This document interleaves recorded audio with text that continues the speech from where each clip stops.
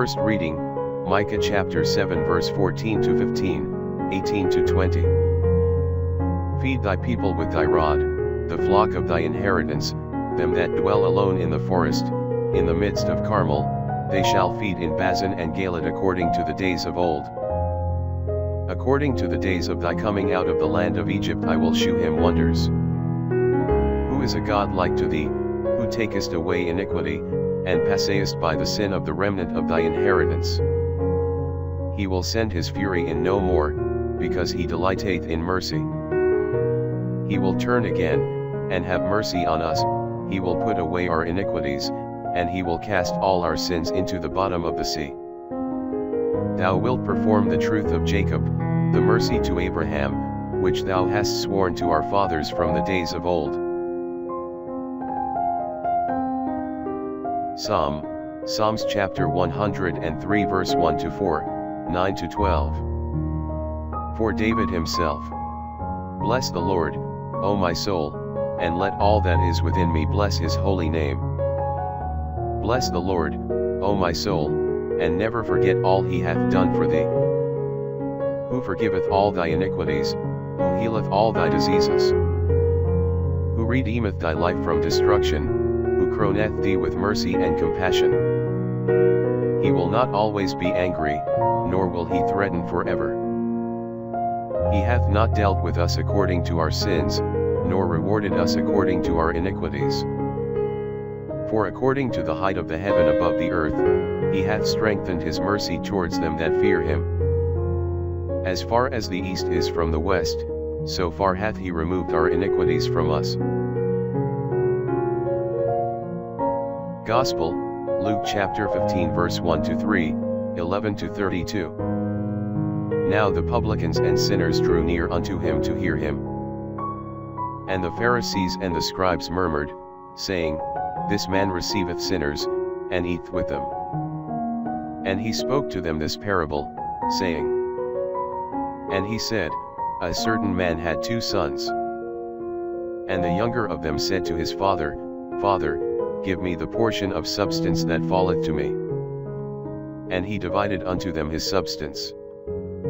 And not many days after, the younger son, gathering all together, went abroad into a far country, and there wasted his substance, living riotously. And after he had spent all, there came a mighty famine in that country, and he began to be in want. And he went and cleaved to one of the citizens of that country. And he sent him into his farm to feed swine. And he would fain have filled his belly with the husks the swine did eat, and no man gave unto him.